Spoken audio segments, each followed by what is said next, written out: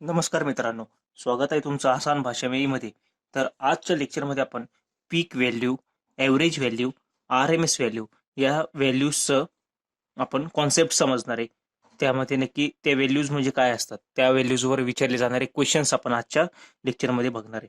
तर लास्ट लेक्चरमध्ये आपण काय पाहिलं की फेजर हा इन फेज कसा असतो, लीड म्हणजे नक्की काय असतं, लॅग म्हणजे नक्की काय असतं, कॅपॅसिटिव्ह लोडला कोणता, इंडक्टिव्ह लोडला कोणता, हे आपण पाहिलं होतं. तर आजच्या लेक्चरमध्ये आपण peak value, RMS value, average value हे 3 कॉन्सेप्ट्स बघणार आहे. ठीक आहे. तर पहिल्यांदा आपण बघूयात पीक व्हॅल्यू.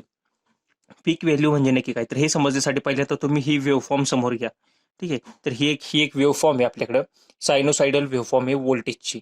तर ही 0 पासून स्टार्ट झाली, मॅक्सिमम व्हॅल्यू अटेंड करते, परत मॅक्सिमम टू पुन्हा इथं 0ला आली at pi two again maximum value negative and then 0ला पुन्हा येते 2 पायला.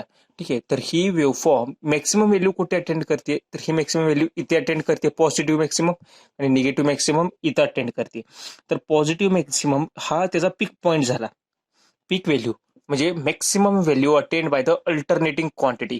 तर त्याला आपण म्हणतो, ते आपण डिनोट करते VM. व्ही म्हणजे काय, व्होल्टेज. एम म्हणजे मॅक्सिमम व्होल्टेज, आणि ही व्हॅल्यू अटेंड केलेली आहे π/2 म्हणजे 90 डिग्रीला. ठीक आहे. तर हे पीक व्हॅल्यू म्हणतात. ह्याच्यात काही रॉकेट सायन्स नाहीये. पीक व्हॅल्यूला दुसरं नाव काय, मॅक्सिमम व्हॅल्यू अटेंड. ठीक आहे. त्याला क्रेस्ट व्हॅल्यू सुद्धा म्हणतात. क्रेस्ट व्हॅल्यू हे सुद्धा त्याला म्हणतात, आणि ही व्हॅल्यू अटेंड केलेली आहे ऍट π/2. ठीक आहे. तर ह्याला पीक व्हॅल्यू म्हणतात. आता दुसरं एव्हरेज व्हॅल्यू. एव्हरेज हे थोडंसं इम्पॉर्टंट आहे. एव्हरेज व्हॅल्यू म्हणजे नक्की काय, averages of all the instantaneous values of alternating voltage and current over a one cycle. म्हणजे ही एक सायकल आहे आपली, 1/2 सायकल ही एक सायकल आहे. ठीक आहे. मी जर ह्याचे 5 किंवा 6 इन्स्टंट्स मी जर कन्सिडर केले, ठीक आहे, म्हणजे हा एक इन्स्टंट, हा एक इन्स्टंट, हा एक इन्स्टंट आणि हा एक इन्स्टंट. ठीक आहे. तर सगळ्यांच्या जर मी इन्स्टंटेनियस व्हॅल्यूज फाइंड आउट केल्या, आणि त्याला डिवाइड केलं टोटल इन्स्टंटेनियस व्हॅल्यूने, तर त्याला म्हणतात एव्हरेज व्हॅल्यू. तर ती झाली एव्हरेज. मी सगळ्यांचं एव्हरेज घेतोय, average of all the instant, average of all the instantaneous values of alternating voltage. आता हे अल्टरनेटिंग व्होल्टेज आहे ना, तर मी इन्स्टंट म्हणजे पर्टिक्युलर इन्स्टंटचे मी इन्स्टंटेनियस व्हॅल्यूज फाइंड आउट केल्या, आणि त्याचं मी एव्हरेज जर घेतलं तर मला मिळणारी व्हॅल्यू असणार आहे ती एव्हरेज व्हॅल्यू असणार आहे. ठीक आहे. आता दुसरंच, आता ही वेव्हफॉर्म आहे एसीची. ठीक आहे. अल्टरनेटिंग आहे. यामध्ये ही सिमेट्रिकल वेव्हफॉर्म आहे. म्हणजे काय, ही पुन्हा अशी रिपीट केली जाणार आहे. Positive half is equal to negative half आहे. ही जी पॉझिटिव्ह वेव्हफॉर्म आहे, म्हणजे हा पॉझिटिव्ह हाफ आहे, तेवढाच निगेटिव्ह हाफ सुद्धा आहे. ठीक आहे. त्यामुळे काय होतं की एसी मध्ये, एसी फुल फुल आपला एसी असतो ना, म्हणजे पूर्ण सायकलमध्ये जर एव्हरेज व्हॅल्यू काढली, तर एव्हरेज व्हॅल्यू हे हा पॉझिटिव्ह हाफ आणि हा निगेटिव्ह हाफ असल्यामुळे एव्हरेज व्हॅल्यू 0 येते आपल्याला. ठीक आहे. एव्हरेज व्हॅल्यू 0 येते. त्यामुळं हे एसीच्या पॉवर कॅल्क्युलेशन मध्ये नाही यूज केलं जात. मोस्टली हे डीसी पॉवर कॅल्क्युलेशनसाठी यूज केलं जातं. या गोष्टीमुळे की ओव्हर अ वन सायकलवर जर मी ॲव्हरेज व्हॅल्यू काढली, तर हे पॉझिटिव्ह आणि हे निगेटिव्ह एकमेकाला मायनस केल्यामुळं ओव्हरऑल एव्हरेज व्हॅल्यू ही 0 येणार आहे. ठीक आहे. यामध्ये positive half is equal to negative half आहे. त्यामुळे जर पॉझिटिव्ह हाफ जास्त, निगेटिव्ह हाफ कमी, तर तरी एव्हरेज व्हॅल्यू आपण फाइंड आउट करू शकलो असतो. पण या केसमध्ये एव्हरेज व्हॅल्यू फाइंड आउट नाही करता येणार, ती व्हॅल्यू 0 असणार आहे. हा क्वेश्चन विचारला जातो बरं का. म्हणजे साइन वेव्हची, ही सायनोसायडल वेव्ह ना, साइन वेव्ह किंवा कोसाइन वेव्ह, त्याची एव्हरेज व्हॅल्यू काय असते, त्याची एव्हरेज व्हॅल्यू 0 असते. ठीक आहे. आणि ही जी एव्हरेज व्हॅल्यू आहे, ही फ्रिक्वेन्सीवर डिपेंड आहे का, म्हणजे सायकल्सवर डिपेंड आहे का, तर नाही. ही सायकल्सवर डिपेंड राहत नाही. कारण की इन्स्टंटला पण व्हॅल्यू, ही सायकल जरी मी वाढवली किंवा नंबर ऑफ सायकल्स मी कमी जास्त केल्या, तरी त्याच्यावर व्हॅल्यू इफेक्ट नाही पडत एव्हरेज व्हॅल्यूचा. एव्हरेज व्हॅल्यूवर इफेक्ट कशाचा पडतो, ह्याचा जो शेप आहे, या शेपचा इफेक्ट पडतो एव्हरेज व्हॅल्यूवर. ठीक आहे. तर हे इम्पॉर्टंट पॉइंट्स आहेत. तर एव्हरेज व्हॅल्यू आपण काढायचा जो फॉर्म्युला आहे, जो डीसीच्या केसमध्ये वापरणार आहे, ठीक आहे, किंवा एसीच्या केसमध्ये तुम्ही पण वापरू शकता. मी तुम्हाला ते डेरिव्हेशन प्रूफ करून दाखवणार आहे. तर तो फॉर्म्युला काय, average value is equals to 1/टाइम period integration over 0 to time period of x of t dt. आता हे एक्स ऑफ टी म्हणजे नक्की काय असतं, तर एक्स ऑफ टी म्हणजे काय, की आपलं जे इक्वेशन आहे, जे आपलं जो ग्राफ आहे, हा जो ही जी आपली वेव्हफॉर्म, तर या वेव्हफॉर्मचं इक्वेशन म्हणजे एक्स ऑफ टी असतं. ठीक आहे. तर ह्यालाच आपण असं मगाच्या ह्याच्यामध्ये आपण कसं सांगितलं, की area of signal over a one period upon total period, हा सुद्धा फॉर्म्युला खूप ठिकाणी वापरला गेलेला आहे. की काय करायचं, ही जी वेव्हफॉर्म आहे किंवा समथिंग वेव्हफॉर्म जी असेल तर त्या वेव्हफॉर्मचा काय करायचा, एरिया फाइंड आउट करायचा over a particular period divided by total period. हे केल्यानंतर सुद्धा आपल्याला ऍव्हरेज व्हॅल्यू फाइंड आउट होते. ठीक आहे, ऍव्हरेज व्हॅल्यू आपल्याला मिळते त्या गोष्टीमध्ये सुद्धा. तर आता आपण जे म्हटलं सायनोसायडल वेव्हफॉर्मची एव्हरेज व्हॅल्यू 0 असते, तर ती कशी आपण ते आता फाइंड आउट करूयात. तर ही मी वेव्हफॉर्म कन्सिडर केली आहे. ठीक आहे, मगाची सायनोसायडल वेव्हफॉर्म. तर ऍव्हरेज व्हॅल्यूचा फॉर्म्युला काय, 1/t over integration 0 to t x of t dt. आता टाइम पिरियड, ह्याचा टाइम पिरियड काय, म्हणजे टाइम पिरियड म्हणजे काय की कोणत्या इन्स्टंट नंतर ही पुन्हा वेव्हफॉर्म रिपीट होते. आता हे 2π ला आल्यानंतर ही परत वेव्हफॉर्म कशी होणार आहे, अशी अशी, म्हणजे हाच पार्ट इथून पुन्हा कॅरी कंटिन्यू होते.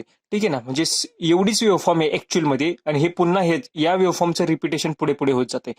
तर हा टाइम पिरियड झाला टी. तर टाइम पिरियड कुठपर्यंत होतोय, 2π पर्यंत. म्हणून 1/2π ओव्हर इंटिग्रेशन ऑफ 0 to 2π. आता या इक्वेशनचं, या वेव्हफॉर्मचं इक्वेशन काय असतं, मी तुम्हाला सुरुवातीला सांगितलेलं, Vm sin omega T, Vm sin omega T dt. ठीक आहे, तर याचं इंटिग्रेशन करायचं आहे. मी काय केलं, Vm बाहेर काढला, Vm/2π. आता साईनचं इंटिग्रेशन काय असतं, मायनस कॉस ओमेगा टी. आता या लिमिट्स इथं मी घेतल्या 0 to 2π. ठीक आहे, हे Vm/2π एज इट इज ठेवलं. आता पहिल्यांदा 2π ची लिमिट टाकली. ठीक आहे, मग इथं काय आलं, मायनस कॉस 2π मायनस हा बाय डिफॉल्ट मायनस, ब्रॅकेटमध्ये हा मायनस कॉस 0. ठीक आहे, bracket completed. Vm/2π minus cos 2π ची व्हॅल्यू काय असते, -1. आता हे कॉसच्या व्हॅल्यू जर तुम्हाला माहित नसतील तर कसं फाइंड आउट करायचं तुम्हाला एकदा सांगतो. ठीक आहे, ही साईनची वेव्हफॉर्म काढायची पहिल्यांदा.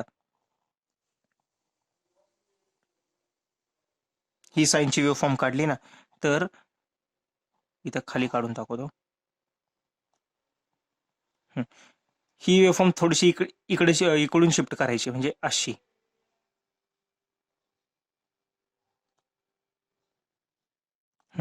इथं काय होतं, पाय, इथं होतं 2π. ठीक आहे, तर आता तुम्ही बघा, कॉस 2π ची व्हॅल्यू काय आली इथं, हा इथं 1 कन्सिडर करा, हा 0 झाला, तर 1 आली. कॉस 2π ची व्हॅल्यू 1, पण हा मायनस असल्यामुळे इथं -1. इथं मायनस मायनस प्लस, आणि कॉस 0 ची व्हॅल्यू काय असते, 1 इज इक्वल टू, आता -1 + 1 0, त्यामुळे ओव्हरऑल ची व्हॅल्यू काय आली, 0 आली. ही साईनची वेव्हफॉर्म आहे, ही कॉसची वेव्हफॉर्म. इथं काय असतं 0, इथं असतं π/2 म्हणजे 90. ठीक आहे, तर इथं कॉस 90 आपला 0 असतो. आलं लक्षात, कॉस 180 असतो -1. इथं 3π/2, इथं परत 2π. ठीक आहे, तर हे आहे कॉसची वेव्हफॉर्म आपली. तर या डेरिव्हेशनवरून आपल्याला काय समजलं की पूर्ण एसीची जर आपण एव्हरेज व्हॅल्यू काढली, म्हणजे बोथ हाफ सायकल्स कन्सिडर करून, तर त्याचं आन्सर आपलं 0 येतं. की जसं तुम्ही बघू शकता, average value of whole sinusoidal waveform is 0. म्हणून आपण काय करतो की पूर्ण सायनोसायडल वेव्हफॉर्मवर आपण एव्हरेज व्हॅल्यू नाही फाइंड आउट करत. आपण एव्हरेज व्हॅल्यू फक्त ही पॉझिटिव्ह हाफ सायकल, फक्त हाफ सायकलसाठी एव्हरेज व्हॅल्यू आपण फाइंड आउट करतो. जर आता हाफ सायकलसाठी करायची असेल, तर हाफ सायकल म्हणजे केवढी येतं, पॉझिटिव्ह हाफ सायकल बघा, 0 to π. तर टाइम पिरियड काय आला आपला, टी म्हणजे पाय आला. ठीक आहे, मग 1/π ओव्हर इंटिग्रेशन 0 to π. ठीक आहे, ह्या वेव्हफॉर्मचं इक्वेशन काय असतं, Vm sin ओमेगा टी. हे तर कळलं. ठीक आहे, आता मी Vm इथून बाहेर काढला, Vm/π. ठीक आहे, याचं साईनचं integration minus cos omega t 0 to π. ठीक आहे, आता हा मी मायनस साईन इथं बाहेर काढला, मग -Vm/π. आता कॉस पाय मायनस कॉस 0. ठीक आहे, सिम्पल लिमिट्स पुट केल्यात आपण. आता -Vm/π, कॉस पायची व्हॅल्यू काय असते, -1. कॉस 0 ची व्हॅल्यू काय असते, 1. आता हा मायनस साईन बाय डिफॉल्ट इथला मायनस आला, म्हणून -1. ठीक आहे, ह्याचं काय झालं, -2 इंटू इथला मायनस आला +2 2Vm/π. म्हणजेच एव्हरेज व्हॅल्यू जी आपण काढतो एसीसाठी, हा फॉर्म्युला आता इम्पॉर्टंट आहे. एव्हरेज व्हॅल्यू जी काढतो ती काय असते, 2/π टाइम्स ऑफ मॅक्सिमम व्हॅल्यू. ठीक आहे, Vm म्हणजे काय, हा मॅक्सिमम व्हॅल्यू आहे. Average value in terms of maximum value, हे एक्झाम मध्ये डायरेक्ट प्रश्न विचारतात. Average value is how many times of maximum value, आणि ऑप्शन्स दिलेले असतात, π/2, 2π, कन्फ्यूज करायला 0.71, 1/√2 किंवा √2 टाइम्स. तर एव्हरेज व्हॅल्यू ही किती टाइम्स असते, 2/π times. Average value is 2/π times of maximum value.